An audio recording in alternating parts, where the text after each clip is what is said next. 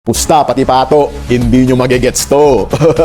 Pit Stop Pilipinas, Chad Newbie F1 fan. O ito, guess the driver tayo ngayon. Hulaan nyo kung sinong driver tong tinutukoy ko. Pusta pati pato, hindi nyo magigets to. Noong 2016, champion to sa Formula 3 sa Europe. 14 panalo tsaka 20 podiums. Halimaw! 2015, Toyota Racing Series, champion din. 2014, Italian F4, champion din. Pagtungtong sa F1, 2017, naka-podium agad tong rookie na to. Isa sa mga pinakabatang nag-podium sa F1. Miyembro to ng Ferrari Driver Academy bago nakatungtong sa F1. Kilala din siyang wet race specialist. Nakadalawang podium to noong 2020. Hindi lang sa wet race magaling, pati sa COVID. O ano, hindi nyo mahulaan no? Sabihin ko na ha, nakakaawa na kayo eh.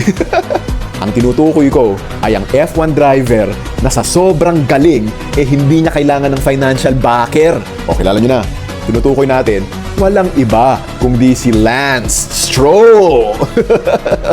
O, nakuha nyo ba? Pang ilang clue nyo nakuha? Aminin nyo. Comment nyo dito ha.